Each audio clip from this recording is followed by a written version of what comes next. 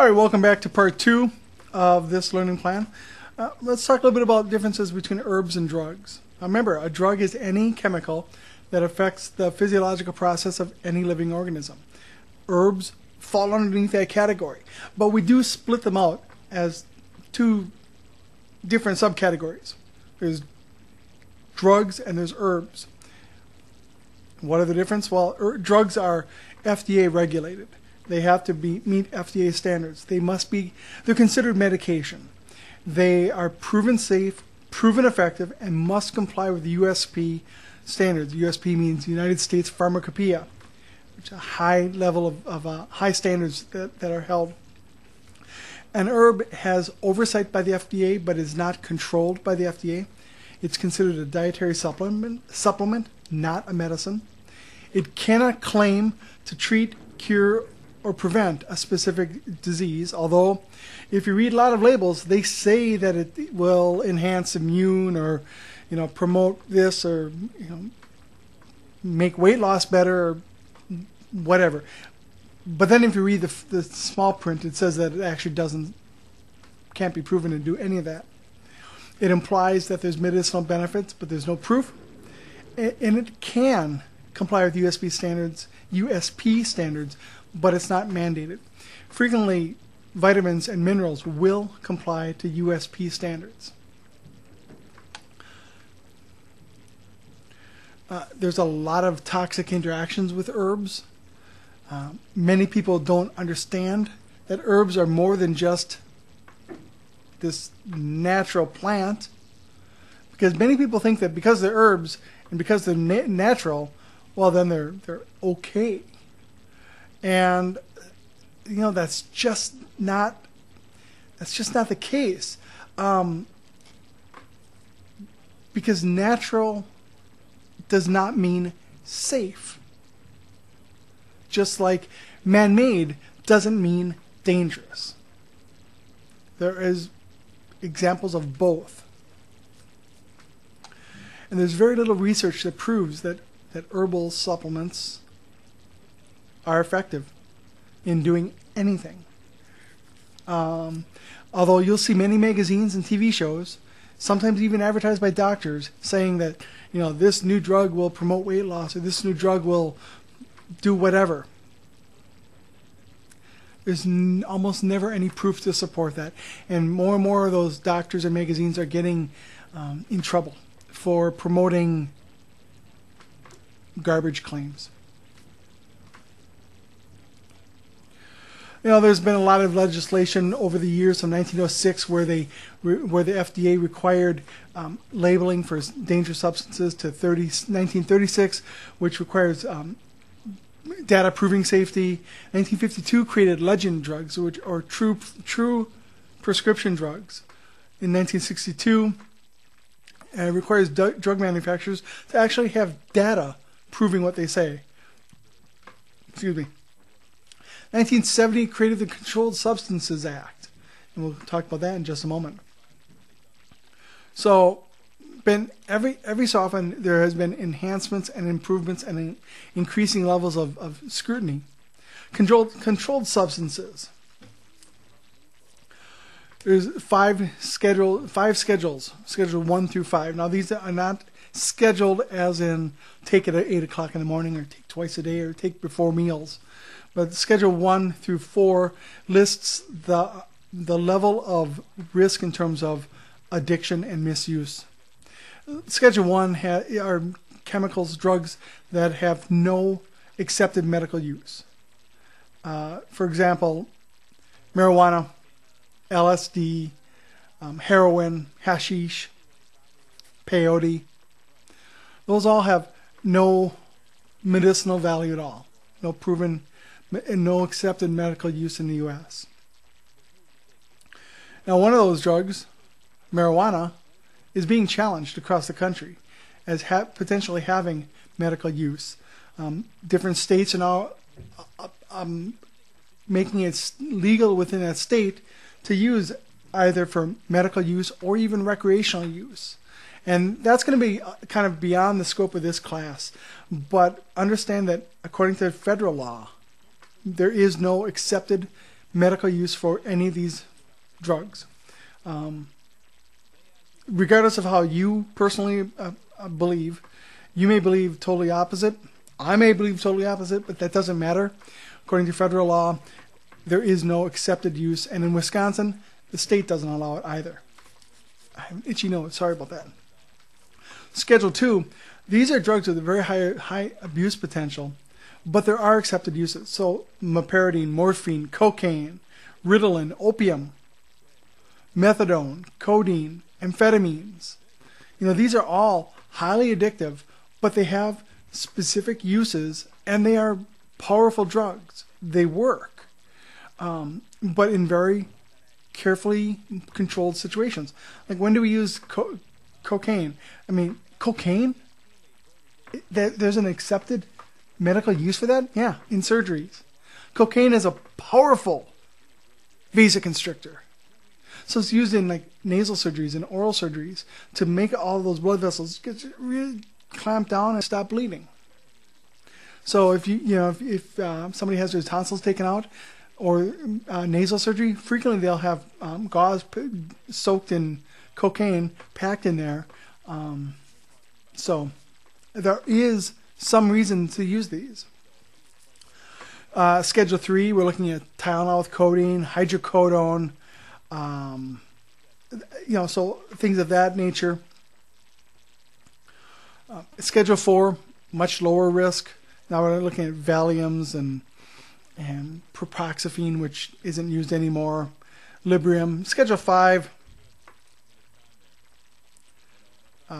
These are narcotics that are usually used for either anti-tussive, anti-cough, or anti-diarrheal, like Lomotil, Robitussin, AC. That doesn't mean they're not dangerous. Any of those drugs in the wrong quantity will cause problems.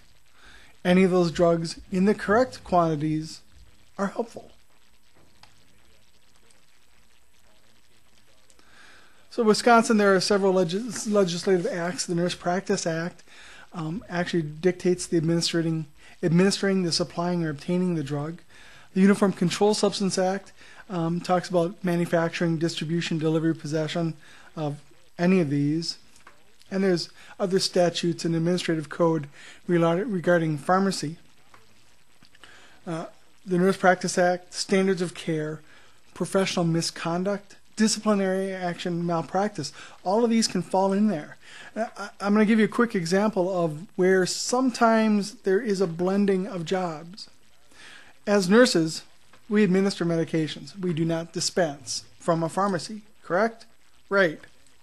However, when I was working as a house supervisor at one of the local hospitals, when I was on night shift, there was no pharmacist in the hospital. If an order came in for a medication that was not available on the floor, I, as the house supervisor, would take the order, I would verify it, and I would dispense from the temporary pharmacy. I didn't like that part of my job at all. I was very, very, very uncomfortable doing that, but that was part of what was expected of me. So here's a case where I was operating according to facility policy and procedures, but possibly outside the scope of practice of a registered nurse. Not a comfortable place to be in. There are ethics in nursing, and we will come back to both that last slide and this one in your senior semester when we're in nursing management. But ethics, values influence our healthcare beliefs. Like going back to that use of medicinal marijuana, that's an ethical judgment. Ethics are principles that guide our actions, and sometimes our ethics, our personal ethics, run counter to our facility. Where that is a specific example, when I was house supervisor and I would have to dispense medications, it was a very not a good feeling. It was ethically, I felt compromised. So I didn't do that for very long before I started teaching. American Nurses Association, the Code of Ethics, says a nurse practices with compassion and respect for the inherent dignity, worth, and uniqueness of every individual, unrestricted by considerations of social or economic status, personal attributes, or the nature of health problems. We are committed to the patient first, and we promote, advocate, and strive to protect the health, safety, and rights of the patient.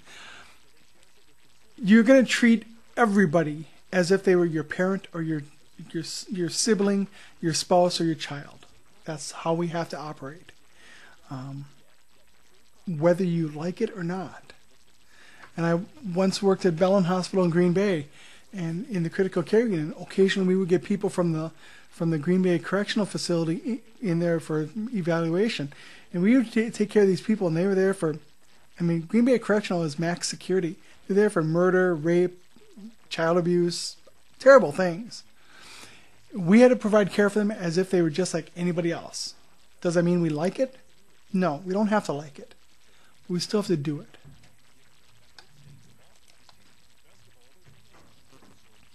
So the nursing process,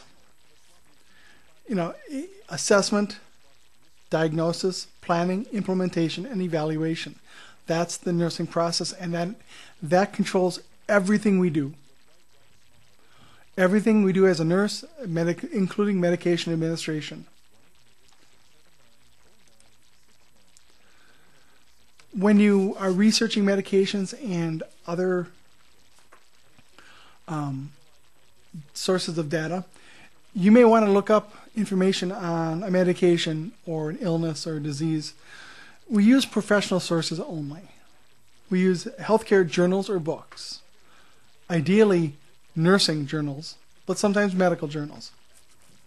Healthcare websites, government websites, pharmaceutical websites, educational websites. We do not use consumer sources like Wikipedia.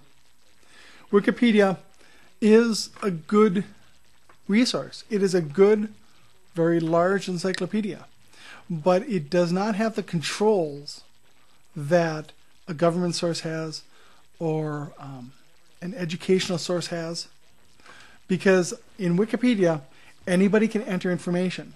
Now, there are editors, there are reviewers, but that does not mean that the information is always 100% accurate on Wikipedia. So if you're going to look at Wikipedia, and I will admit, I sometimes go look at Wikipedia, it's good to get an overview, an idea of what's going on. But you cannot use Wikipedia as a source. You can only use it to get general information, and then from there, go to your professional sources, healthcare journals and websites, government websites like guidelines.gov, cdc.gov. Those are excellent sources. Healthcare websites, cancer.org is an American Cancer Association. American Heart Association is a very good one. Mayo Clinic is a good source. So there's many, many good sources out there. Nursing 2015, that is not a professional source. It's a nursing journal, but it's not a professional source. Consumer periodicals, Reader's Digest, and magazines, and newspapers, and TV shows, and blogs. None of those are acceptable research sources. If you're doing a paper for me, and I look at a research source, and I always check every site. If I see someplace that's a blog, it's immediately gone. Blogs are opinions. They are written by people with opinions. They are not acceptable research sources.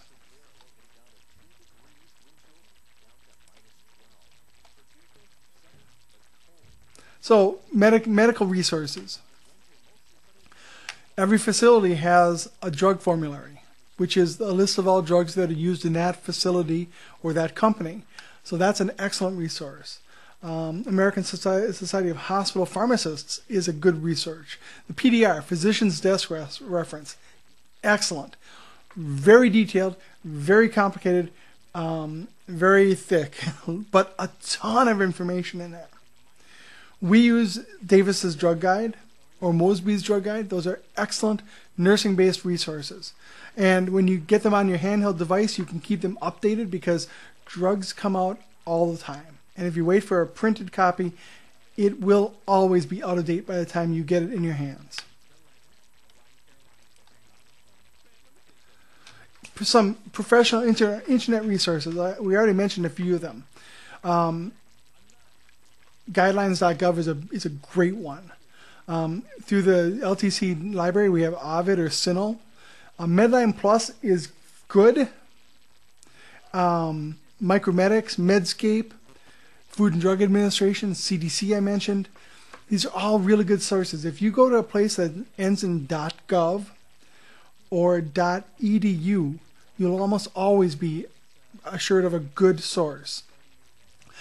.org, you have to be careful with .org because some .orgs like cancer.org, excellent website. American Cancer Association, very knowledgeable, very good resources. American Heart Association is AHA.org, another excellent site.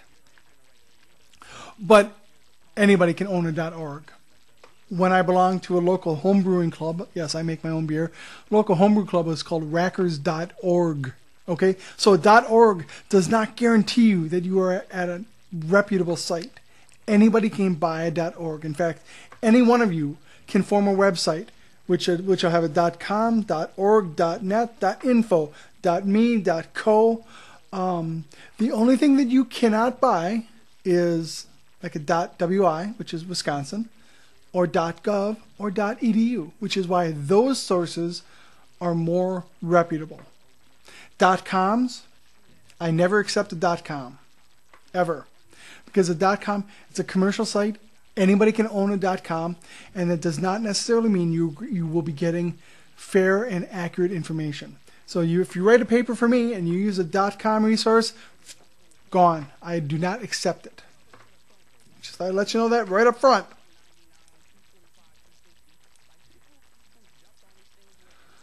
So just a couple more slides here real quick before we take another break. There are many drugs. When I was in nursing school, I made a boast to a couple of my friends that I was going to memorize Davis's drug guide. Wow, that didn't last long. Oh my. 35 years ago, there was 900 drugs to choose from in the physician's desk reference, the PDR. Now there's over 11,000. Plus 10,000 over-the-counter drugs. And 600 herbals. And it's only getting more. And more and more. The drug companies, drugs is a huge business. Big dollars.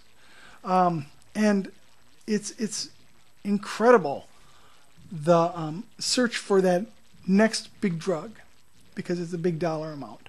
So don't panic. Anybody know what book that comes from? Don't Panic. I'm going to ask you in class during the first lecture if anybody knows what book is references by Don't Panic. Okay, come back for section 3.